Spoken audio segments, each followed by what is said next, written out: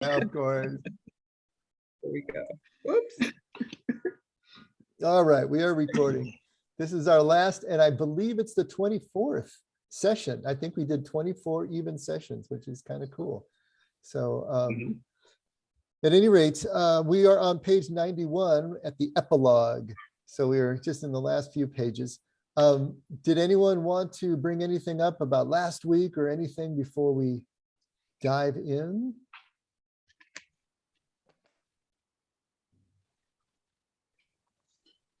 All right. Okay, and of course, Frank didn't ping me like he was supposed to. He was supposed to text me and let me know that he got into Texas yesterday as he was supposed to. He said probably by last night he should be there. But did I get a text? No, of course not. It's not like I was waiting by the phone with my breath abated or anything like that either. So now we know how happy he was to leave. yeah. Oh, not true. That's Frank's sarcasm, okay? Yeah, you ought to know, buddy. You were at the I know. I'm receiving on the end of a receiving lot end of of it. that. Oh man, for a lot of years. Uh-huh. Aren't you glad that John Gibson took over for you? Yeah. Yeah. Okay, page 91, the epilogue. You know, there's not a lot, I think, to comment on the epilogue. So, you know, I'll start reading through, but if there's anything that jumps out at you that you want to stop and talk about, please just jump in, interrupt, and we'll pick it apart a little bit. But it's pretty straightforward, especially with all we've read up to this point. It's a recap. So he says, the question with which I started this exploration of desert spirituality and contemporary ministry was, quote, how can we minister in an apocalyptic situation, unquote. I thought that was an interesting way of him putting it, because we think of apocalyptic in the way that we think of apocalyptic, right? You know, it's the destructive end of all things, but apocalyptic really means an unveiling. But I think he's talking about it in the former. In a period of history dominated by the growing fear of a war that cannot be won and an increasing sense of impotence, the question of ministry is very urgent. Now, remembering that this was written in 1981, now he's talking about the Cold War, and within a few years, the Soviet Union will have collapsed. We've got Reagan in the White House and Mr. Gorbachev tear down this wall. So there's a lot going on in the 80s, but it's very prescient in a way for him to be saying this, and then 40 years later reading it the way we're reading it now and realize it's only become more urgent, right? Over these last 40 years in terms of this apocalyptic situation. But it's interesting, he saw himself in that situation, in that apocalyptic situation where things were kind of winding down. You know, people are here I said we weren't going to talk much, and here I go. But people a lot of times are asking me about the end times scenario, you know, because there's so many, you know, voices talking about it, and do I see us in the end times and all this and that. It is obvious if you look at the trajectory of the things that are in motion in our world right now, it's all coming to a nexus point. You know, something's got to give at some point here, and what shape or form that's going to take, don't know. But even 40 years ago, Henri Nouwen and of course many others were seeing those same trajectories and seeing how the world is coming to a head here, and that, you know, the systems that we've got in place can't continue in the way that they're continuing all at the same time. Something's got to give. And so that change, that transition, you know, whether it's gradual or whether it's sudden, is something that we've been looking at for decades. And so what does that say about the work that we're doing? I mean, here's Doug. He's retired now and looking at all the things that he sees as urgent. And I think it's just so great, Doug, that you've got the time and the energy and the, you know, the will to want to just delve into things and just see what you find and be able to make a difference in your corner. But for all of us, so that's going to be Doug's ministry, however he works this out, you know, and for each one of us, how do we do this? What can we do as we see the world kind of careening the way it is right now. And so many of the systems that we have counted on for decades and generations changing so radically as to become unrecognizable. And the stress that is putting on people. I mean, I'm telling you, the people that I'm counseling, they're under such stress. We're all under stress. And a lot of it has to do with these large macro issues that we can't control, but they all affect us in one way, shape, or another. So it's a question that is still urgent. You know, increasing sense of impotence and the question of ministry is very urgent. So how do we conduct ourselves? What's our personal response to all this? How can we help in whatever way that we can? These are the questions that I'm asking, and I think we should all be asking as we move into this unknown, these uncharted waters.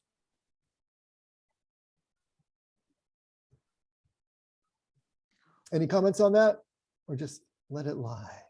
Duck and cover. All right. As a response to this question, I have presented the words, flee from the world, be silent, and pray always. Words spoken to the Roman aristocrat Arsenius, who asked God how to be saved. Solitude, silence, and unceasing prayer form the core concepts of the spirituality of the desert.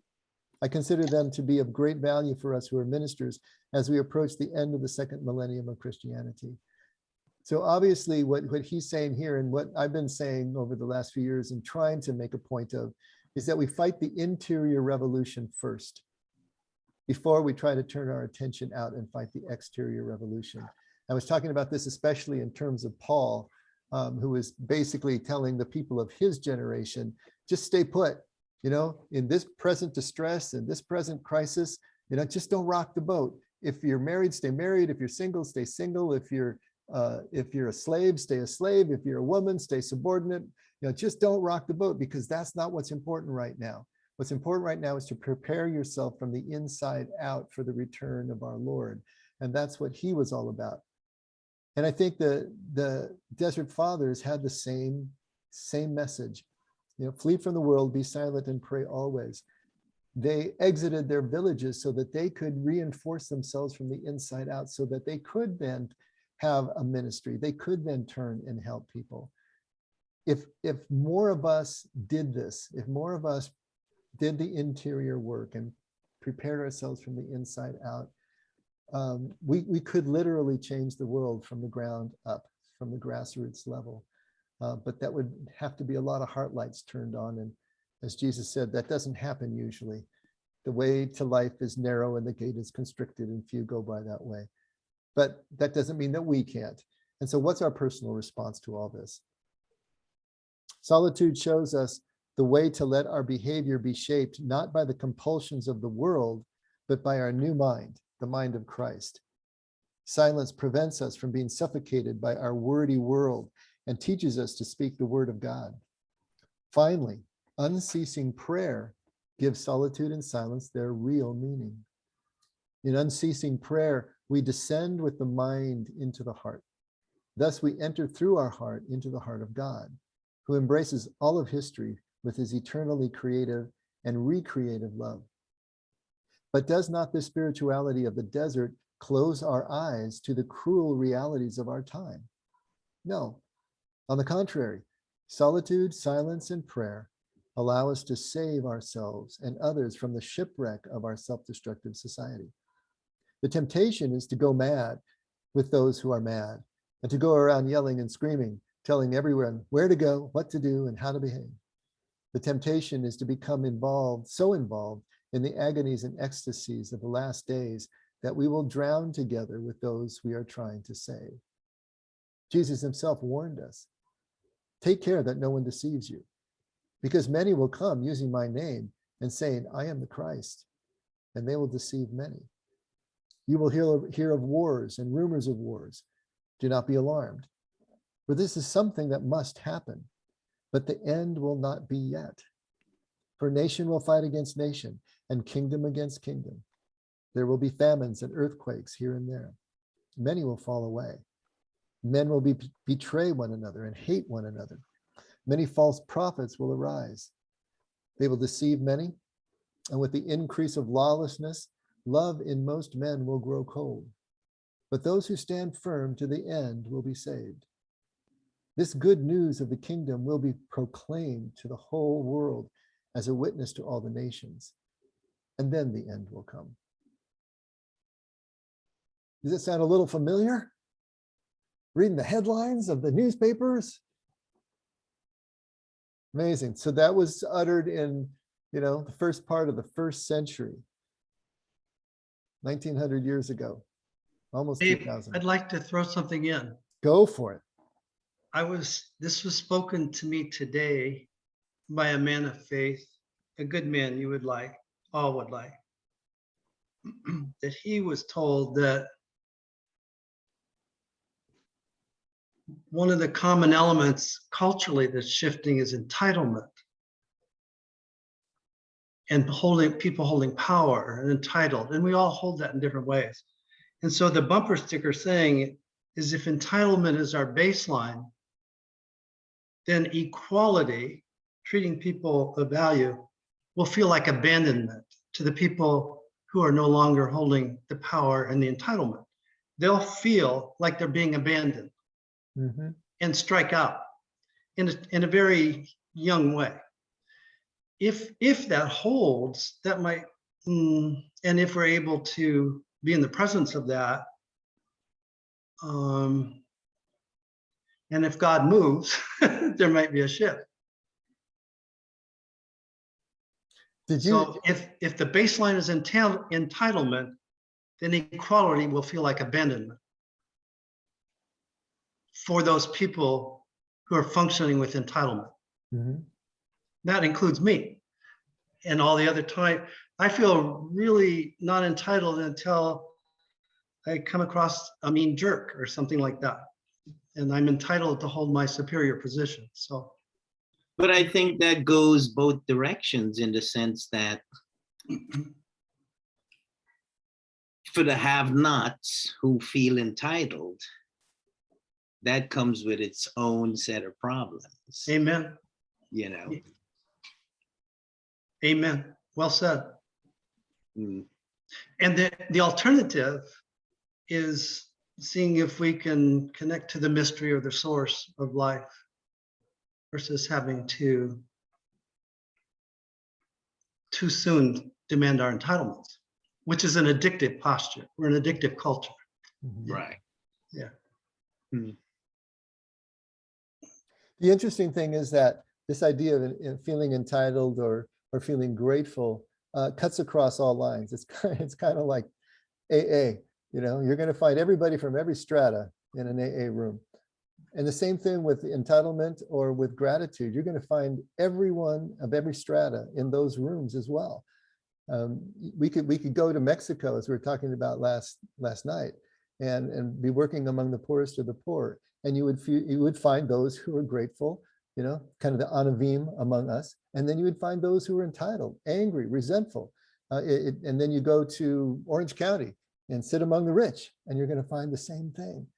And so it's not about the haves and the have-nots, as it is it's much more about who has prepared themselves internally to be able to be grateful for whatever it is that they have. And that's a whole different issue. But that line, Doug, is really profound if you think about it, because that seems to be where we're going. We're finding greater and greater swaths of our country moving into this area of entitlement, that they are entitled and the government should pay. Well, the government is not going to be able to pay everybody. But you're right. If we can just reach equality, yeah, that's not enough for the entitled person. And yeah, they will feel abandoned. That's an interesting and perfect way of putting it, actually. I don't know, I'm just reading this again with this Matthew 24, which is the Olivet Discourse. And this is Jesus' apocalyptic chapter in the Gospels. And of course, he's looking forward to, not in joyful anticipation, he's looking forward to the First Jewish-Roman War. And it was obvious where things were going. I mean, the Jews would not settle down. They would not let it go. No matter what the Romans did to them, they just kept pushing harder and harder because they so believed that God's promise was going to come true for them. And God was going to intervene and help them throw off the yoke of the Romans and establish their own sovereign nation again. And they just wouldn't let it go. And Jesus is trying to warn them, you keep on this path, this is what's going to happen. You're going off a cliff here. But what his description of what he was seeing in first century Judea is so descriptive of what we're seeing right now in 21st century America. And the lawlessness, I mean, just crime going off the hook, roving gangs just smash and grab in big box stores, and it's just growing. And so where does all this lead, and what's our personal response to it? How do we continue to live decent lives, caring lives in the midst of where things are going? These are questions that we're going to increasingly have to ask ourselves.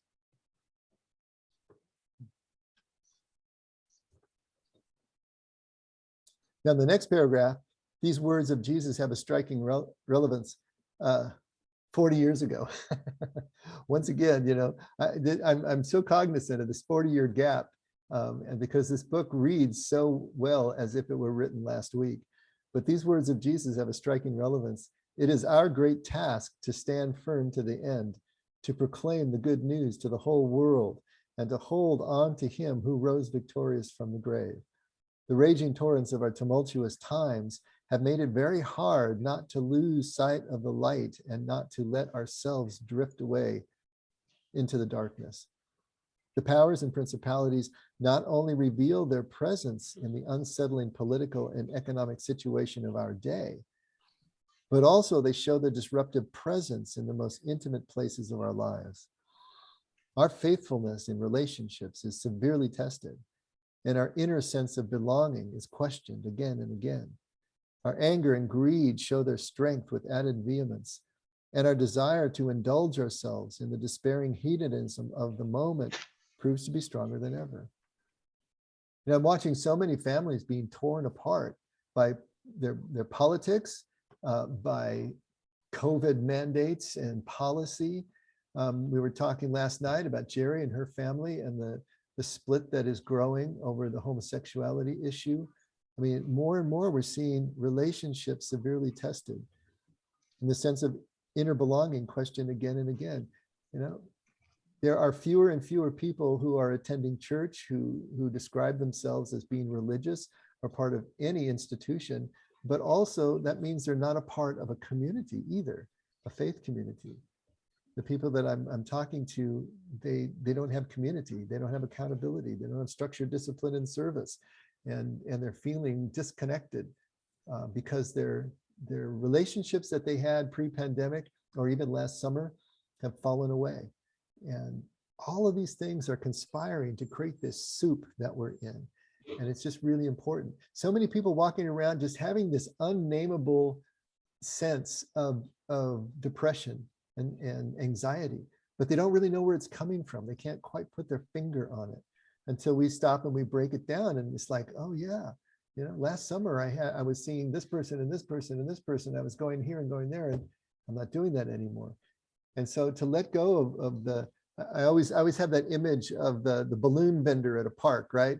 Holding on to those strings, and there's this huge canopy of helium balloons but over his head, and he's holding on to all of them. And it's like we're letting go of the strings and the balloons are flying away. And we wonder why we're feeling the way we're feeling. You know, we have to come back to grips with the fundamentals of what makes human life feel like it has meaning and purpose and some sort of sense of identity. And I think that is, first of all, incumbent upon us to regather the threads, regather the strings, and get our balloons back over our head, but then also to be able to help others to find their way to do the same thing.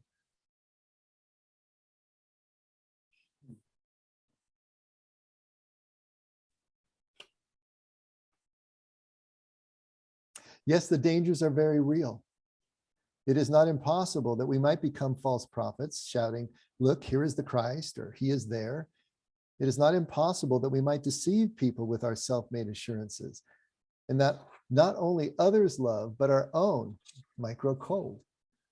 Our compulsive, wordy, and mind-oriented world has a firm grip on us, and we need a very strong and persistent discipline not to be squeezed to death by it. By their solitude, silence, and unceasing prayer, the Desert Fathers show us the way. These disciplines will teach us to stand firm, to speak words of salvation, and to approach the new millennium with hope, courage, and confidence.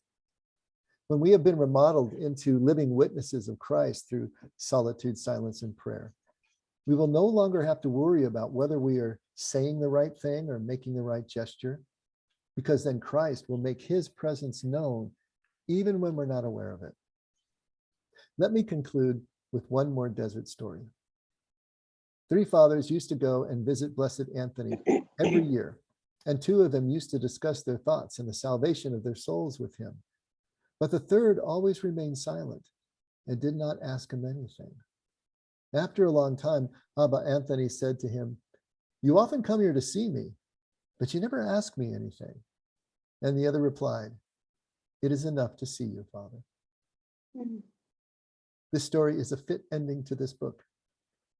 By the time people feel that just seeing us is ministry, words such as these will no longer be necessary.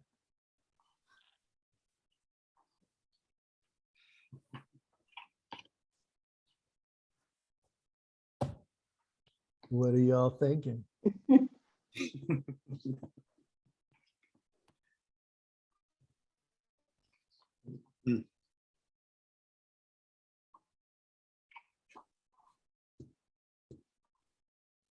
Gosh, everybody's so quiet tonight. I I feel I'm always know. talking. I'm respecting I'm the always silence. talking. This series and these sessions, and I've missed a few, has really taught me a lot and has really, really improved my contemplative prayer and, silence and, and living alone, I have that opportunity to be, silent, but I still am aware that I want to turn the TV on just for the sound, or I got to put a record on, or, so I'm still working. But as we were reading it, I was also thinking about some of the changes that I've made even since last week or the week before when I shared, the drama with my daughter. So I've been spending a lot of inside time. And I've noticed this week, I've pretty much have backed off. I wait for her to ask.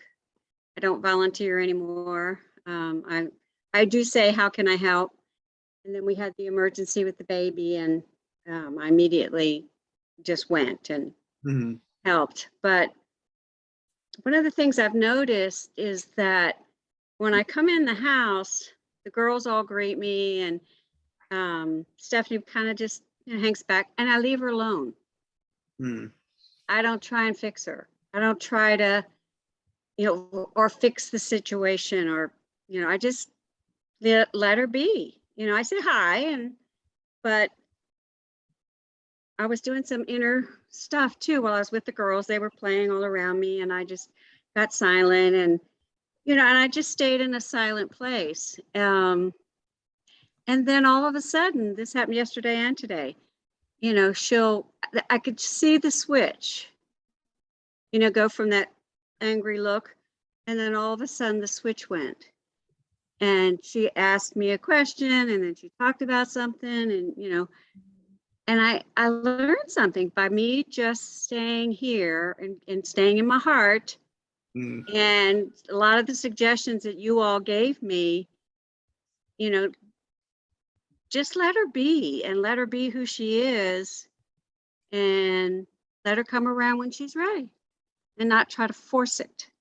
And I was always trying to force it. I'd try to start the conversation. I'd ask a question. And now I just let her be and just play with the girls. And I got to hold the baby again. And so I think this work, that I've been doing with you guys, it's helping. And then I'm noticing too that I'm even more, I've always been friendly to clerks in stores. Always been, friendly, hi, and greet them.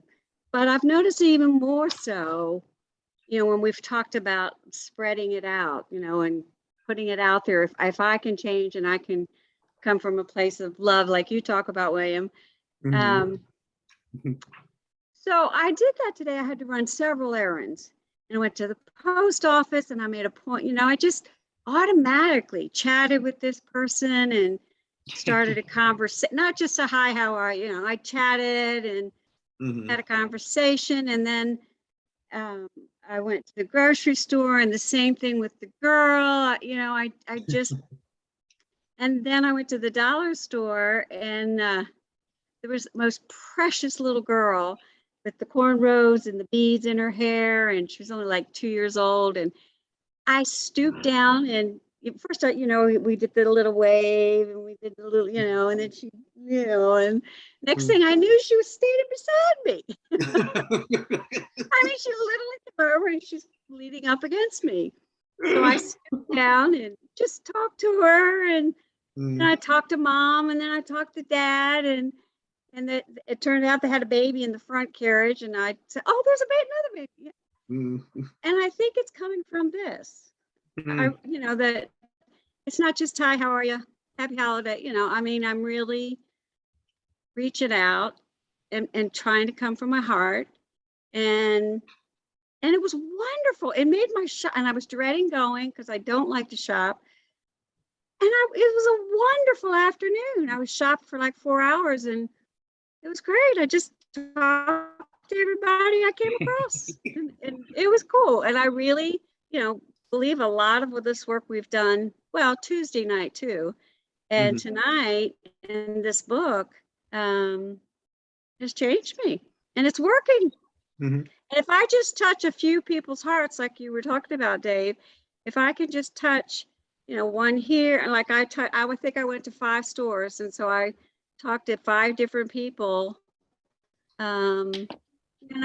maybe I help them have a better day or a smile or, I don't know, but I did it naturally. I didn't do it.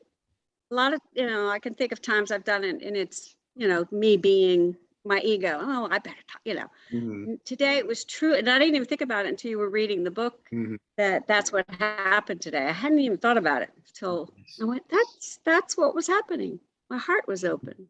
Anyway, I feel like I talk too much. Come on, somebody else talk. I think it's definitely helped me with my clinical work. In fact, what you just shared, Jerry, has given me something that I need to discuss with one of my clients. And what it made me think of was the Enneagram work, where they talk about the givers who they have their hearts focused outward towards other people, like they're the people who are always helping, always looking at how to help. And Russ Hudson would say that it's difficult to be with another person's heart if you can't be with your own heart. And the contemplative work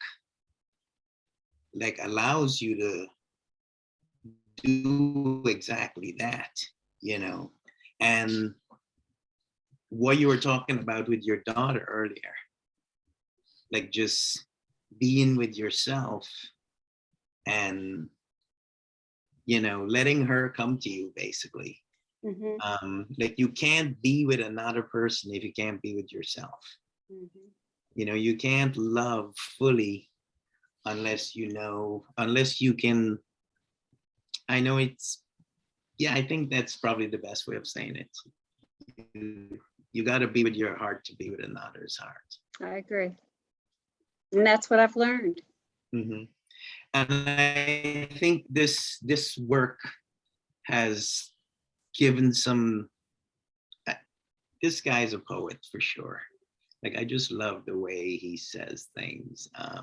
And it's helped with a lot of my clients that I'm working with, especially now that I'm doing the attachment work and couples work, and looking at how anxiety shows up as in fact, this was the clinical thought I was having, is, anxiety, if viewed from the perspective of the longing of the heart, then anxiety is caused by you not being able to be with your own heart, at least in part.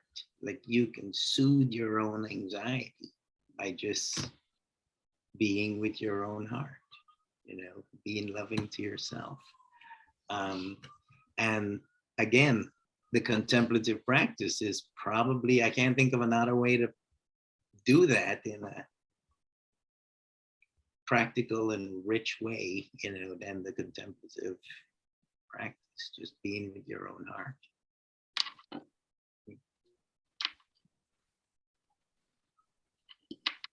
What I was hearing and what you were saying, Jerry, also was that there's been a whole new level of awareness, it sounds like, that has opened up in you. You walk into your daughter's home and you're aware of all the moving parts. You're aware of all the different personalities, and you're able then to deal with each one of them in the way that they need to be dealt with. You can run and greet the kids and play with the kids, and then you can let Stephanie be. And then when she is ready and comes to you, then you're ready and you can jump right into that relationship. But that all comes from awareness. When we walk into the situation with our preconceived notion of how it's supposed to be, this is the right way, that's the judging that Jesus is talking about. But to have your awareness honed to the point that you can be discerning as you walk into your daughter's home or a grocery store, and you cannot be overbearing, because you're really sensing where the other person is, and you can open a conversation that's just organic and it's natural and it flows from thing to thing. But it all starts from awareness. The awareness has to be there, so that when we walk into a situation, we can apply what love would demand in a particular situation. But we don't know what that is until we're actually there and aware and present to what's there. Now, this book, 30 years ago or whatever it's been now since I first read it, was one of the first books that I read that even gave me a sense of value for silence and solitude and stillness and simplicity, our 4 S's. I didn't even think in those terms before then, but this book was starting to build, and Merton was the other big one that was building this in me, an appreciation for, evaluation of, and a desire to cultivate these qualities in myself.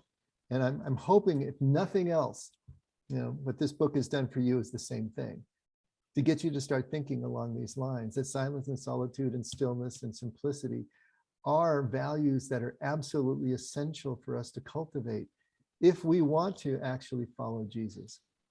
There's no way to follow Jesus without these qualities being instilled in us from the inside out. It's just not possible, because we will misinterpret everything that Jesus is saying, as we have done. I mean, why is the church so oppressive, overbearing? Why does it appear so just absurd and irrelevant to especially younger generations today? Because it's not coming from a place of silence and solitude and stillness and simplicity.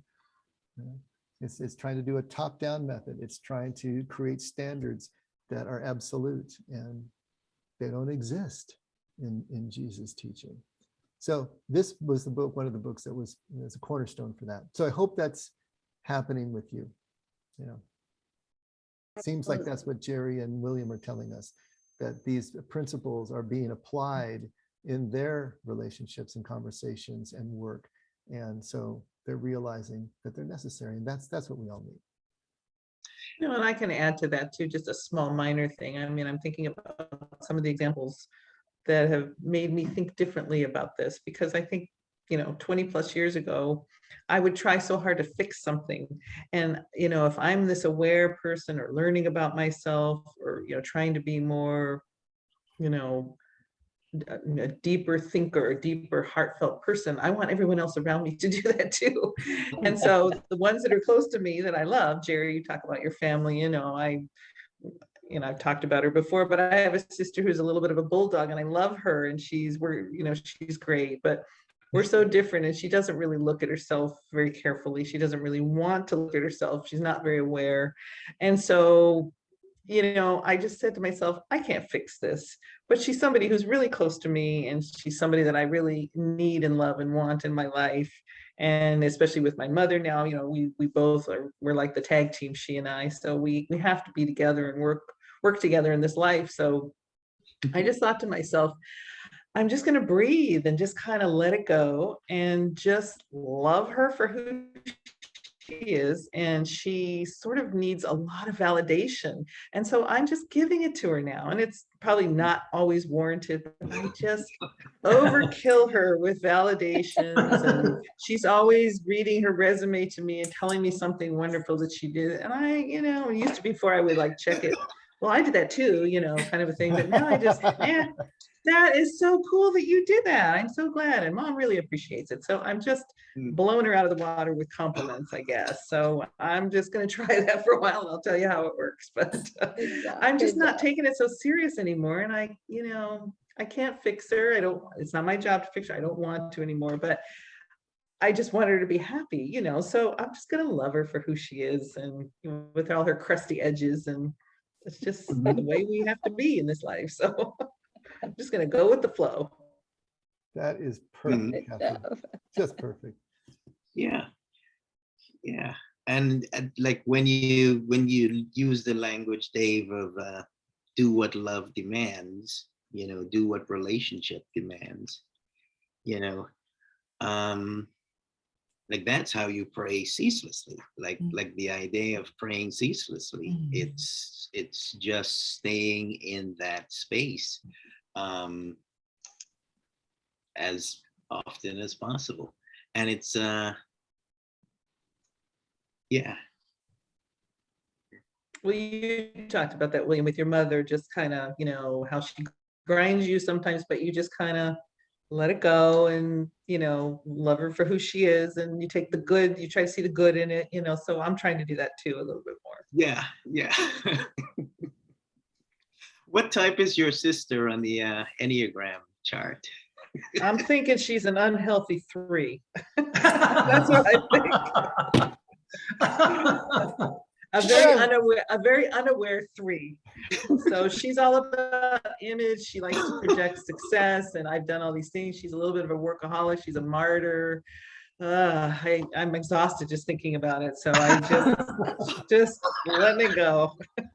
I think we're fighting some of the very same dynamics, actually. I don't know, Kathy. Robert might say you get a little judgy there. I'm sure I have been. I'm trying to let that go. Oh. Becky, were you going to say something? It looked like yeah, I was going to tag on what William just said about, could you repeat that, William, about relationships, love? Doing what love demands. Yes. And doing what relationship demands. Yes. And what that brought up for me was my 2 weeks of being home with my dad, who he's had a stroke and 3 different seizures. And so he's lost the ability to speak easily. He still speaks, but he misses up words, and he still fights to be able to communicate. And I had the opportunity to be with him in the most profound way, because it took so long for him to get any words out, and my sister is totally exhausted and done with it. So it was for me to be able to step up, and it was the most probably loving experience I've ever had with him, because our relationship has been complicated through history. And talk about heart to heart when you're with someone who's struggling to get the words out. And I mean, you have to intuit what they're trying to say. And respond and stay present in a way. Like I've always thought I've been very present, but this was at a different level. And so I had that with him. And then I also had the experience where I thought he was dying in front of me. It looked like he was having another stroke.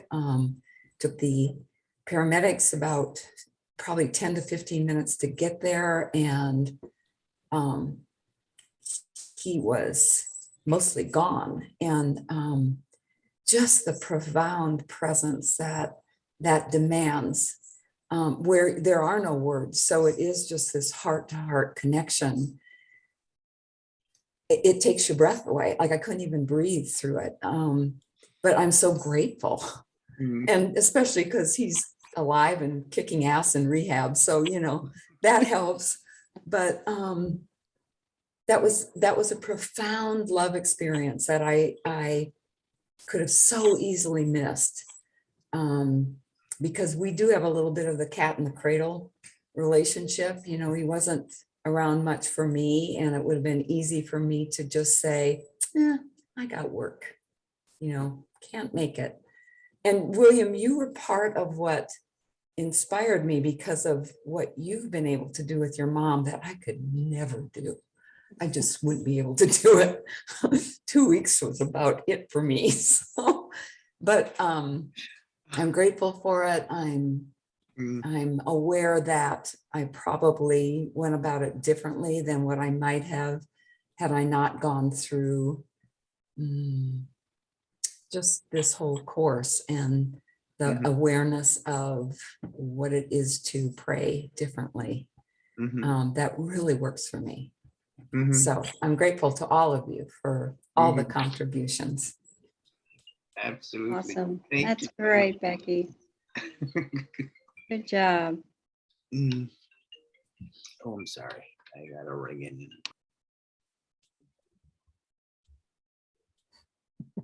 Got a bigger name on the other line. But I think, what a lot of the stories that we've been hearing kind of around the horn here has been, people who have been opening up and because of their awareness have been able to be there for people in various ways. Danielle has her stories with the homeless, and we've been hearing from Jerry and William and Becky and Kathy and so on and so forth. So there's a lot of this going on. I'm hoping what it is kind of the cumulative building up. We've been talking here for 2 years on Zoom now. If you can imagine, it's already been nearly 2 years. But we've been talking for 10 and 15 in many cases with some people, and it takes a while for this stuff to build up. But it's like snowflakes; it just keeps building. And I'm seeing in the stories that you guys are relating to us all that it's taking hold. It's taking hold in your lives. And like Becky is saying, and Jerry was saying, and these encounters are amazing if we will just let them be. If we just show up to them without a preconceived notion, without an agenda, with nothing except let's just see what happens. Kathy was that your sister you were talking about, Kathy? Yes. Yeah. So you're Kathy with her sister, to give what the other needs, and to let your ego just take a walk, because it's so easy to get involved emotionally in this because they're so needy or whatever. And well, what about me? And I love that, Kathy. Well, I've done that too. Don't bring your resume to me. Come on. But to get out of the way I don't care. Who's keeping score, right? Yeah, just let it go and just be. And then you have this amazing experience, like Jerry was talking about at the grocery store with that family. You just and I have my stories of that too, where when I get out of myself and I just put the first tennis ball over the net, just volley it over. And if they hit it back, you just have this amazing experience. And you don't know if they will or not, but if you just keep serving stuff up, eventually stuff's going to hit. And it doesn't get any better than this. I'm telling you, these encounters are as good as it gets. This is life. This is kingdom. This is what Jesus is talking about. When we get out of the way, we lose ourselves in the moment in favor of somebody else. It's just nothing better. And you string enough of those together, and then you got your string of pearls, you got your necklace. You are now recharacterized as a kingdom person.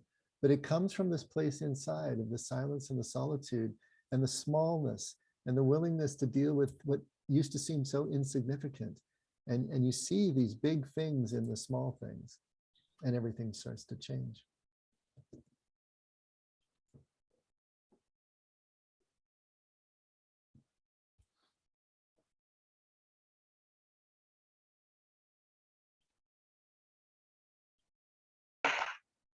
Any other thoughts along these lines? One of the things that I thought we would maybe do is to read some of the desert stories, but we did a lot more talking tonight than I thought we were going to. So what I'm actually thinking is that maybe what we do next year, and we don't need to read the whole book, but this little puppy right here, if I can get the light right. Can you read that, guys? The Wisdom of the Desert. The Wisdom of the Desert, Thomas Merton. This is, we were reading from the intro of this. This was the introduction that we were reading along with, so we don't need to do that.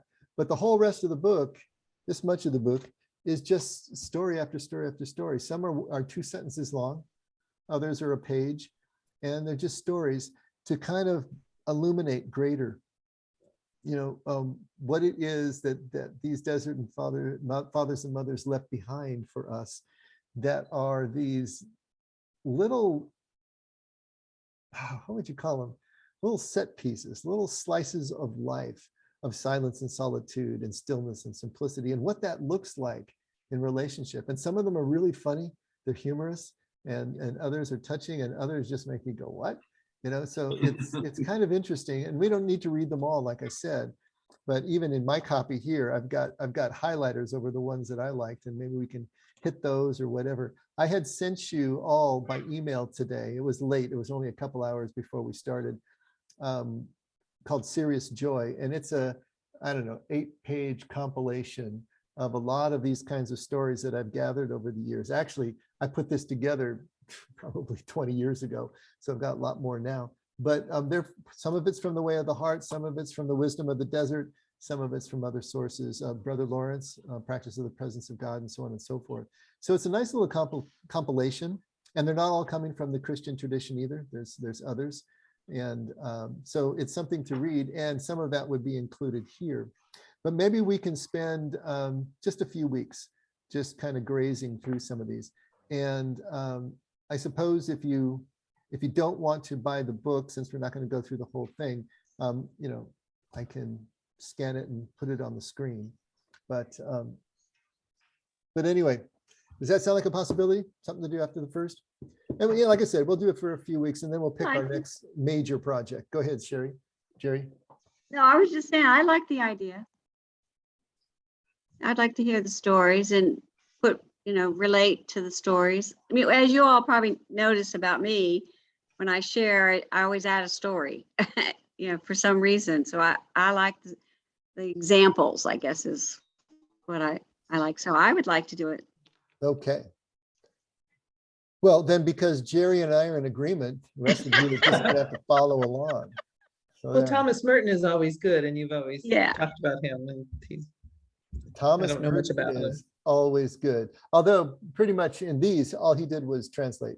But of course, the translation has its own flavor to it as well. So he translated from the Latin. But yeah, there's some really great stories there. So if you get a chance, I will go, when I send you this recording link, I will also send the book and the name and everything. So you can, and the link to Amazon if you want to grab it. It's a good book to have. But if you don't worry, we can read through the stories and make it happen. All right. Anything else on your minds tonight? You're William, you're muted. Yep, here we go. I was having a thought earlier when you guys were talking about Frank. And I was thinking it's a type 9 trait to kind of downplay their exit, essentially, in terms of not wanting it to be overly ceremonial or anything like that. And on some level, you know, undervaluing how important they are to others in that process. And as you were talking about, Frank earlier,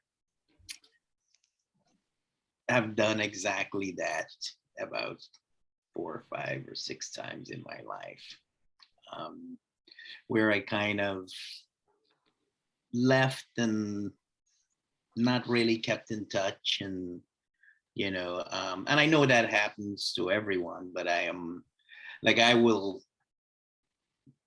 it's almost like I lost the phone book sometimes. It's like I just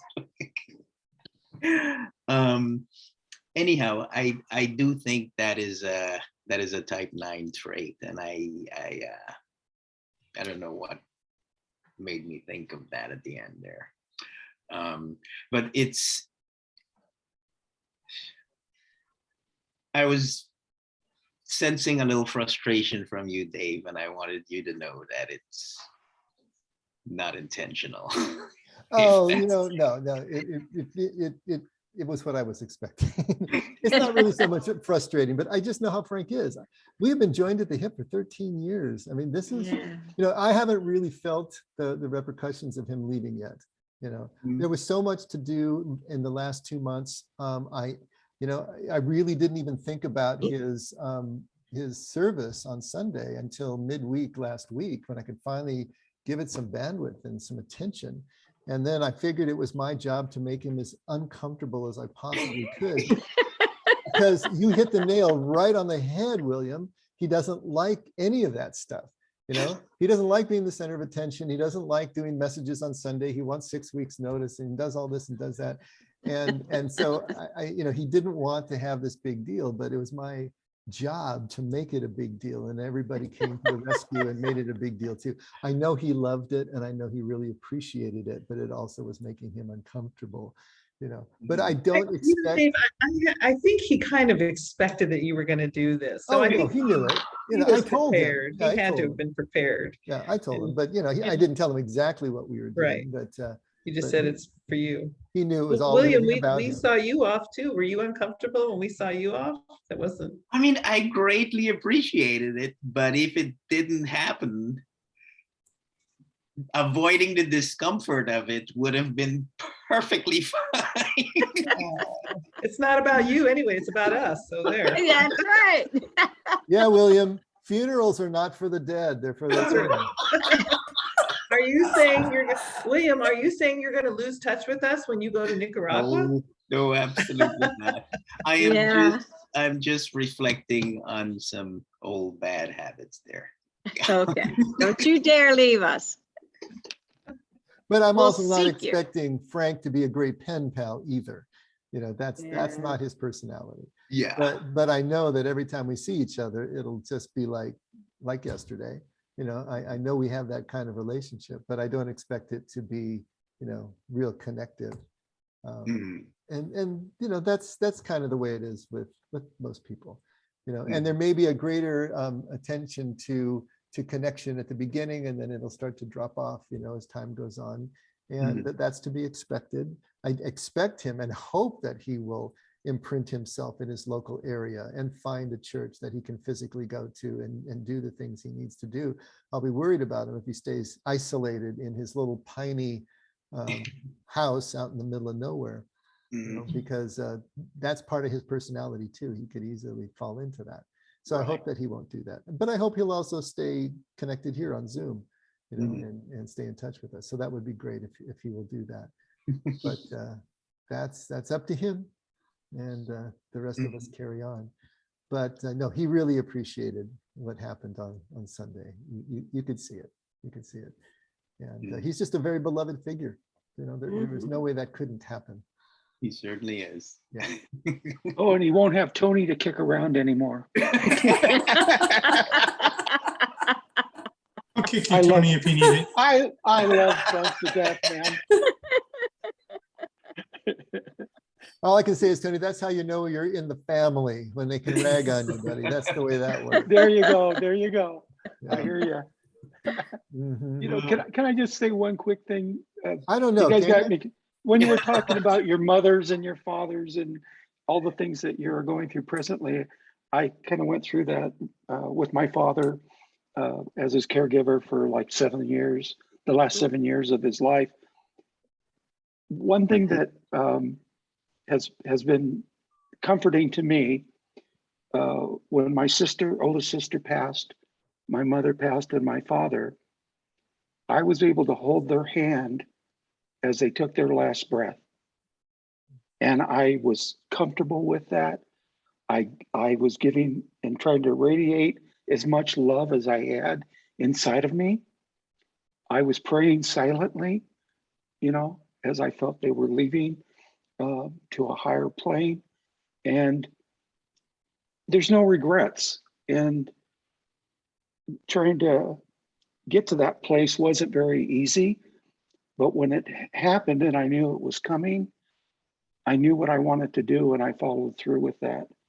And for having, you know, your sister, your father, your mother go is so difficult, but I got so much relief from that. So I know you guys are loving your parents so much, you know, keep on doing it. You know, and I felt the greatest thing I could ever give back to them for all of the things that they did for me was to hold their hand while they took their last breath and, you know, prayed for them as they left. Well said. Season's greetings. Tony, I just want to add too, it's interesting you say that. I know real quick. I just read something online somewhere recently about that exact thing.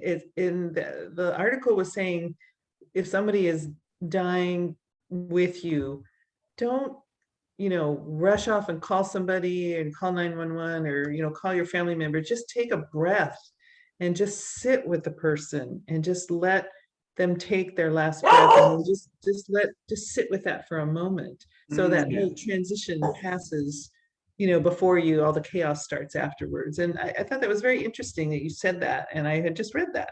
It's kind of and we could all be so lucky to be with the person when they go, and it's not always going to happen, but that would be ideal, I think. Yeah, I think so. So if I'm hearing you right, Kathy, is no CPR, no 911, just sit and hold their hand? Well, no, not necessarily that, but I mean, if they're Oh. like You in gotta pat hospice, their Oh. cheek too. if they're in Terrible, hospice or Dave. something, you know, and you know they're going, you know. Pat their hand. Oh, Dave. Dark, Dave. Not That's that. very dark. You went Thanks, dark Dave. there. I keep telling y'all, I'm not that kind of pastor. You gotta listen to me. We got to check him. Okay, well, everybody, thank you so much. I mean, 24 weeks of this book it's been a great study and it's been a great journey. And so thank you for taking it with us. And thank you for getting through this year. We ran the race well. So we got to the end. So let's take the next couple of weeks off. We'll regather. I think it's January 4th, which is the first Tuesday of January. And then the 5th right after that on Wednesday. And so we'll pick up with conversations, and then we'll jump into the wisdom of the desert and pick and choose some stories there and have some fun with it. Thank you, David. And Merry if I'm Christmas, not, everybody. yeah, for anybody all we're of not going to you. see, Merry Christmas. Yeah, Yeah, Merry Merry Christmas, Christmas, everybody. everybody. Happy holidays. Happy Love you guys. holidays. Everybody. Miss you all. See you in January. What? Yeah, January. All right, Bye. Jerry, we're holding you And to We'll it. see you Sunday, Jerry. Hopefully. Yeah, right? well, Sunday. I'll see you Sunday. You Sunday. always sit where I can see you in the camera. I see you in the Oh. camera. Oh, I didn't know that. Okay. Don't move. Stay right where you sit. Stay I where can I always am. see you. She knows the back of your head really well. Oh, Too. yeah. And Better Linda, wash I my always see hair. Linda and Jordana. I see you two in the back of your heads. That's great.